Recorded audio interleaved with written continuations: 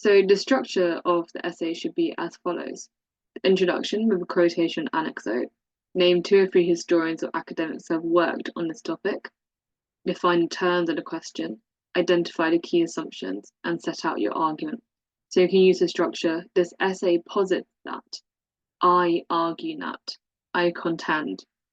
Lots of different argue words are really important to make it clear that this is not a nice, polite recounting of what happened in the past, but really your turn to really argue and convince someone who's an expert about why your opinion is really fresh and exciting.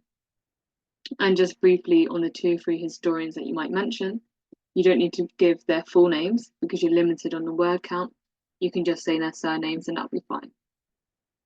So point 1 should answer the first question directly without challenging its assumptions.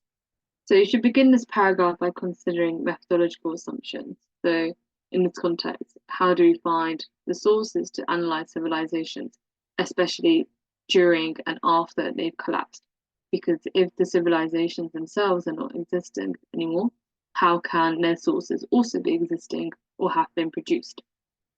So archaeology versus written sources is important. And at this point, I think it's important for you to think about how we establish causality.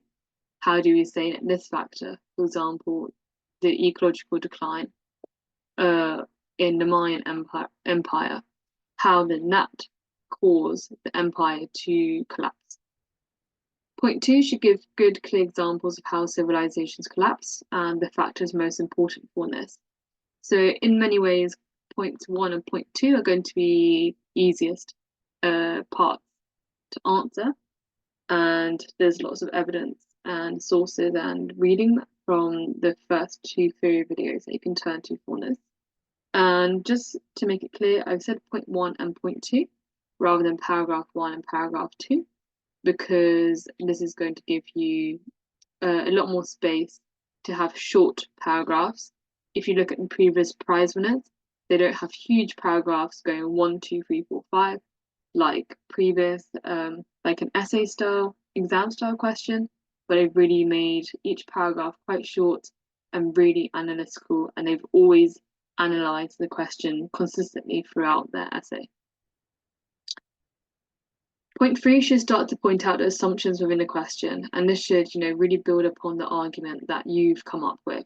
So this essay posits that. You could say, I suggest a new way of considering civilizations. And the idea of doing something in a new fashion is really important. And that's the kind of ways in which academic historians do write when they're writing professionally. And if you've read, for example, the previous history previous articles that I've mentioned throughout the course from this question 3, you can see that they've always tried to make the work seem as original as possible. And this is also where you can start to play the terms of the question. You can do this from the very beginning, but it would be fun here to think about whether our civilization is currently in danger and whether the term civilization or danger or, collapse is actually a useful way of thinking about it. As we've seen in the very last theory video on AI, the idea of collapse is actually a lot more nuanced than what most people would think. Point 4 should really hone in on your argument, and this is going to be the most exciting bit for the examiners, I believe, besides the introduction. And this is almost a methodological / philosophical point, right? So how do you connect the archaeological study of past civilizations with a discussion about whether our civilization will collapse? And this is a strange thing to be asking a historian to do, because it's not really something that historians do. It's much more something that social scientists do as well. So I think this is really where you can start to think about the limits and the boundaries of what history is like as a discipline, whether you are convinced by the idea, as many people have done, including Luke Kemp, for example, that we can look at a past period in history and say, yes, we've learned these lessons and now we're going to apply them to 2024. This is something that I personally am not entirely convinced by. There are certain reasons why it might work well, for example, through computer modeling and scientific modelling. I think that sometimes can be a bit convincing. However, it's not something that's going to be completely, um, convincing to every single historian. So this is a case where you can make your argument as well. And leading on from that, your conclusion should be witty if possible and fairly short. And it should also almost include a general philosophical point that you want to make. You can be like, yes, historians should look more at the past in order to learn lessons about the future.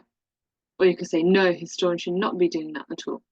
And this, in a way, is going to give your most unique and personal opinion at the very end of the essay, which is where you want it to be, is going to give the examiners a nice end note to think, yes, this person, this student has really understood what the question means, but they've also put their own unique spin on it.